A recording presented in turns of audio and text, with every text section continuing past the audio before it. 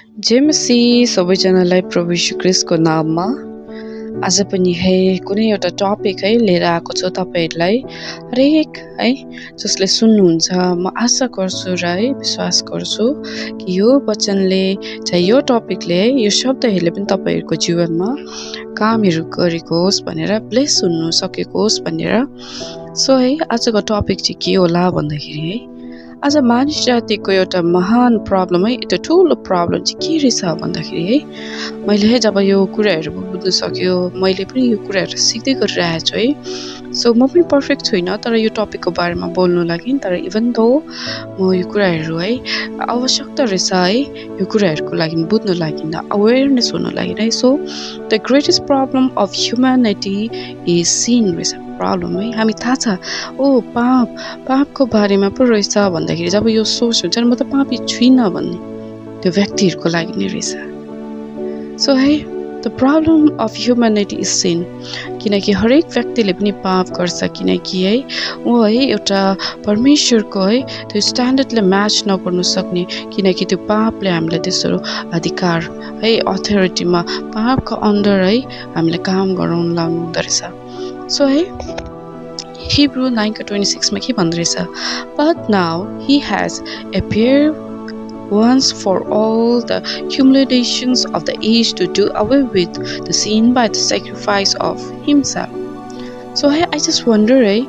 कसरी एउटा perfect God एउटा perfect God how he dwell or मन्डराउनु हुन्छ हाम्रो वरिपरि how he dwell with us without compromising र आफ्नो पवित्रतालाई भङ्ग नगरिकन कसरी एउटा पापी मानिस जातिको छेउमा नजिक कसरी आउँदो रहेछ यसको उत्तर आई नो तपाईहरुले पनि जान्नुहुन्छ इट इज क्रोस क्रुसलाई जब हेर्छौ नि त्यही हुनुहुन्छ त्यो द बाइबलको सेन्ट्रल मेसेज द मेन सन्देश पनि क्रोसै हुनुहुन्छ भनेर हामीलाई थाहा हुनु पर्दो रहेछ क्रुस भनेको एउटा यस्तो रहेछ त्यो बाइबलले पनि त्यही मेसेजहरु भन्नुहुन्छ किन महान एउटा परमेश्वर पिताले त्यो प्रेम देखाउनको लागि आफ्नो एकलौतो पुत्र त्यो पनि कसको लागि एउटा मानिस जातिको पापको लागि आफ्नो एउटा एकलौतो पुत्रलाई पनि सेक्रिफाइस बलिदान गर्नुहुन्छ यदि त्यो क्रुसको बारेमा हामीलाई थाहा छैन भने then we miss the truth हामीले त्यो कुराहरुलाई पनि मिस गर्दै रहेछ हामी त्यो हृदय गोस्पलको त्यो हृदयलाई सेन्ट्रल मेसेजले पनि हामी बुझेन भने हामी केही कुरालाई पनि बुझेको छैनौं सो एउटा पाप भनेको पनि एउटा नेचर हुँदो रहेछ nature sin is not something to take lightly यो पाप भनेको कुरालाई पनि हामी लाइटली एकदम हल्का प्रकारले लाने कुरा होइन रहेछ किनकि योले सधैँ हाम्रो लागि लडाई लडिरहेको हुन्छ to draw away from the God presence it always knocking at the door of our heart सधैँभरि ढकढकाइरहेको हुन्छ यो कुरा यो पापले जब हामीले सोच्छौं कि म यो कुरा म पापी छैन म यत्रो पवित्र छु किनकि मैले पनि एक्सपिरियन्स गरेको कुराहरुलाई भन्छु जब हामीले सोच्छौं कि आई एम पर्फेक्ट त्यही समयमा तपाई एउटा पापको भागीदार हुन सक्छौ so be careful what you think त्यसैले नै यदि हामी पापमा झर्ने छैनौं भने त be careful what you think so हामीले एउटा हम्बल प्रकारले परमेश्वरको कार्य सो म पापी होइन भन्दा पनि एउटा घमण्ड हाम्रो मनमा पैदा हुँदो रहेछ जन्म लिनु हुँदो रहेछ दैट्स हाउ वी आर सिनिङ किनकि परमेश्वर पिता नै मात्रै एकलौतो हुनुहुन्छ जो पर्फेक्ट र होली हुनुहुन्छ सो सिनले के गर्दो रहेछ भन्दाखेरि सिनले हामीलाई परमेश्वरको स्ट्यान्डर्डलाई म्याच गर्नु दिँदैन so how we miss the mark of our God स्ट्यान्डर्डले म्याच गर्न सक्दैन हामी मिस गर्छौं त्यो स्ट्यान्डर्डलाई त्यो हिब्रूमा पनि एउटा वर्ड छ हाता भने means to miss the mark God has a standard which is perfectly holy अनि जब हामी पाप गर्छौं भने नि हामी त्यो स्ट्यान्डर्डलाई म्याच गर्न सक्दैनौं that is why we miss the mark after sinning हामी सिन गर्छौं त्यसको पछाडी हामी परमेश्वरको मार्कलाई मिस गर्छौं कति कुरा हामीले थाहा हुँदैन नि हैन पाप कसरी हुन्छ व्हाई है पापको बारेमा हामी अवेरै छैन भने we are vulnerable to sin हैन। त्यो सिनले हामीले के गर्छ एक्चुअली है के गर्दो रहेछ भन्दाखेरि सिन है के प्रोड्युस गर्छ death, spiritual death, spiritual sickness. हामी कति कुरा बिमारीहरू हुन्छ नि त्यो पनि पापद्वारा नै हुँदो रहेछ। सो यत्रो सिन हुन्छ नि त्यसले एउटा ठुलो पाप ठुलो एउटा है रिजल्टलाई यो गर्छ। सो इक्जाम्पल भन्यो भने एउटा है समुद्र एउटा सानो ड्रप हुन्छ नि त्यसले पनि one drop can make the big ocean भनिन्छ। हरेक पापले पनि एउटा ठुलो है अधर्मलाई जन्म दिँदो रहेछ। That's why the sickness are been produce होइन। हाम्रो जीवनदेखि त्यो बिमारीहरू पनि हुँदो रहेछ। जीवनमा त्यो बिमारी हुनेको कारण पनि रहेछ स्याडनेस। सिनले यो कुराहरूलाई जन्म दिन्छ। ब्रोकन फेलोसिप विथ गड है यसको बारेमा भन्नु पर्यो भने है जब डक्टरले है त्यो बिमारीको बारेमा हामीलाई थाहै छैन भने उसलाई हामीले त्यसको दबाई दिनु सक्दैन नि त होइन। सो है त्यसरी नै if we can not experience a true spiritual healing until we acknowledge our sin त्यतिखेर है आज हामी अङ्गीकार गर्दैनौँ हाम्रो सिनको बारेमा हामीले त्यसको बारेमा एक्सपिरियन्स छैन भने अवेर छैन भने होइन त्यतिखेर त्यो बिमारी हट्दैन रहेछ। When we repent or receive God forgiveness, healing चाहिँ automatically नै हुँदो रहेछ। Restoration begins हुन्छ है। Forgiveness, unforgiveness, anger, hidden sin ले चाहिँ के गर्दो रहेछ त्यसले चाहिँ हामीलाई है सिनतर्फ पापतर्फ लाँदो रहेछ। फर्गिभनेस सजिलो छैन। हामी त्यसको लागि यो प्रिपेयर नै हुँदैन रेडी नै हुँदैन। हाम्रो हृदय त्यसरी बनेको छ तर प्रभुले हामीलाई सहायता गर्नुहुन्छ नि त। प्रभुले नै हामीले सिकाउनुहुन्छ त्यो फर्गिभ गर्नु लागि। त्यसरी नै यदि हाम्रो हृदयमा एङ्गर अनफर्गिभनेसहरू छ भने परमेश्वरको आवाजहरूले पनि सुन्नु सक्दैन। So let's see the power of cross. क्रुसको पावर के छ है? क्रुस भनेको एउटा most powerful symbol of God love and victory. प्रेम र एउटा विजयको एउटा सिम्बल छ रहेछ भनेर। विदाउट क्रोस है के हुन्थेन? Why cross is important? किन without cross there will be no grace, अनुग्रह हुन्थेन। त्यहाँ है एउटा फर्गिभनेस र एउटा है क्षमा हुन्थेन पापको लागि। हेभन चाहिँ ओपन हुन्थेन। हेभनदेखि नै हाम्रो प्रार्थनाहरू पनि आउँछ हाम्रो छेउमा हुन्थेन। एउटा चाहिँ प्रार्थना पनि हुन्थेन। हाम्रो प्रार्थना है को असल मिडिएटर जसो प्रभु यीशु है परमेश्वरको दाहिने हाततर्फ बसेर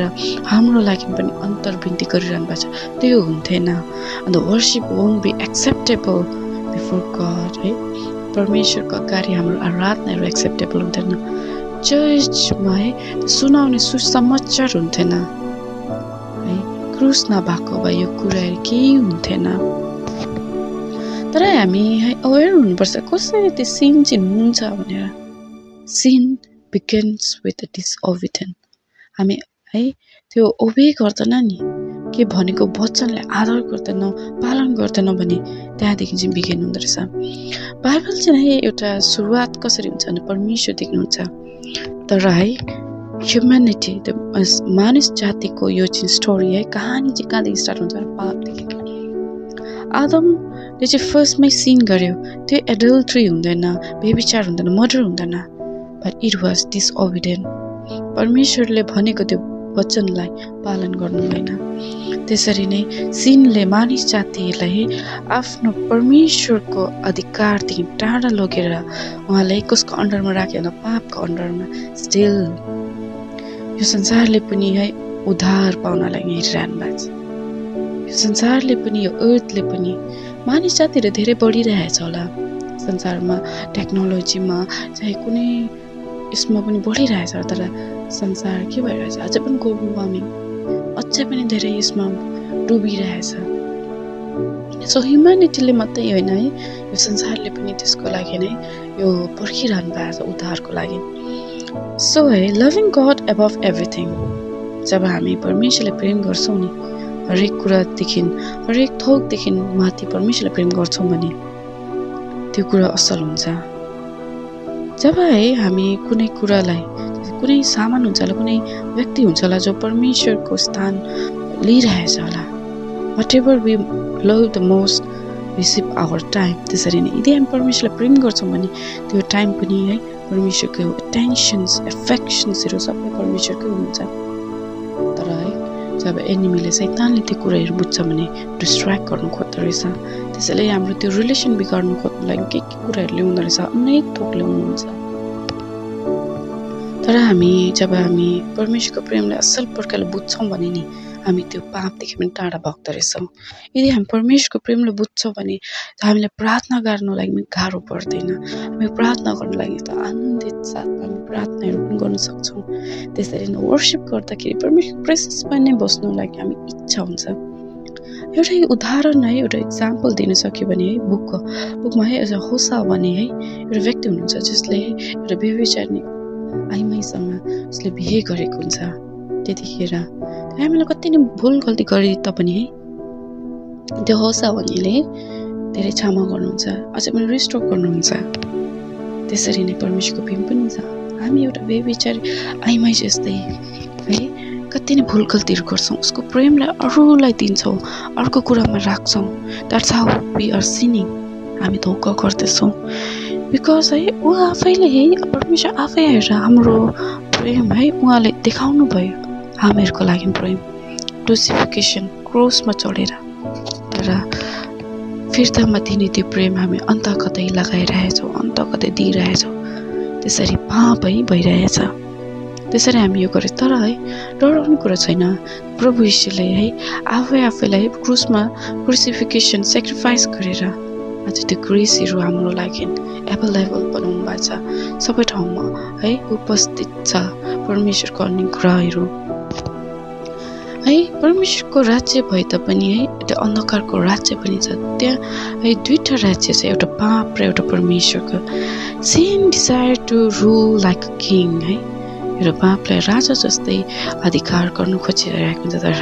त्यो अधिकार चाहिँ परमेश्वर प्रभु यीशुले खसाएर चाहिँ फिर्ता ल्याउनु भएको छ त्यो हाम्रो हातमा छ कि हामी पापतर्फ जाने कि परमेश्वरको प्रेजेन्सलाई हामी आदर गर्छौँ के गर्छौँ आज हामी हेर्छौँ है पापको फलहरूलाई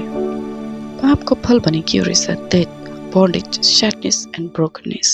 तर है परमेश्वरको राज्यका प्रेजेन्सलाई हामी यो गर्छौँ भने यसको फल के पाउँछौँ peace faith healing freedom joy अनि अन्तमा इटर्नल लाइफ तर है फल अफ फ्रुट्स अफ सिन चाहिँ है इटर्नल डेथ तर है फ्रुट्स अफ किङडम्स गड किङडम्स चाहिँ eternal life So living according to God's standard, as being a child of God, you should live according to the God standard. त्यससँग match गर्ने हिसाबले गयो भने पापले पनि तपाईँको अगाडि कुद्न टिक्नेछ सो जब केही कुरा सामान हामी किन्छौँ नि त्यसको म्यानुअल बुक आउँछ यु सुड ग्यारेजमा लानुपर्छ तपाईँले यो यस्तो समयमा यस्तो मेन्टेनेन्स गर्नुपर्छ भने त्यो म्यानुअल बुकमा त्यो एउटा रुल्स हुन्छ नि लाइक कसै बाइबलमा पनि हाम्रो लागि रुल्सहरू छ यस्तो गर्नु त्यस्तो गर्नु भने किनकि हामी स्वर्गीय पिताको पुत्र र पुत्रीहरू हौँ छोरा छोरीहरू हौँ that's why we should follow यदि गरेन भने त्यसो गडबडी कुनै कुराको नराम्रो प्रकारको त्यो डिस्टर्बेन्सहरू हुन्छ मेन्टेनेन्स भइरहेको हुन्छ सिकनेस ब्रोकननेस डेथ यसरी आउँदो रहेछ सिन भनेको है एउटा फलन ह्युमन नेचर हो रहेछ एउटा आदमले गर्दाखेरि त्यो एउटा डिसओबिडियन्ट है फलन नेचरको एउटा यो हुँदो रहेछ द्याट्स वाइ द्याट है हामी हेर्छौँ नि त्यो एउटा खराब रुखले पनि खराब फल फलाउँछ असल रुखले असल फल फलाउँछ हामी फ्रुटलाई त हेर्छ यो खराब छ भनेर तर हामी के सोच्छौँ त्यो रुख के प्रब्लम छ भनेर तर है यदि हामी असल प्रकारले प्रभुमा जिउँछौँ भने असल फलहरू फलाउन सक्छौँ अनि holiness produce a good power and wild sin produce the day त्यसरी नै कहाँ हामी कुन चाहिँ बाटोमा हिँड्नु हामी चाहना गरिरहेछौँ निर्णय गर्नुपर्छ आज है फ्रिडम चाहिँ है हाम्रो एउटा अधिकार हो जब हामी दोस्रोपल्ट परमेश्वर प्रभु यीशु ख्रीष्टको नाममा हामी जन्म लिएका छौँ त्यो हाम्रो अधिकार हो आजदेखि पापले पनि तपाईँहरूलाई छुन सक्दिन किनकि तपाईँ अधिकार पाउनु भएको छ त्यसरी। त्यसरी नै है आफ्नो प्रेम पनि परमेश्वरतर्फ एकदमै प्योर राख्नुहोस् है। Walk in holiness and live according to his word. So है आजको मेसेज यति नै थियो। सो म आशा गर्छु तपाईँले ब्लेस हुनुभएको थियो होला, भएको छ भने म विश्वास गर्छु है। सो तपाईँहरूले यति नै भन्दै है यो मेसेजलाई यतिमै राख्दै सबैलाई जय मसीह।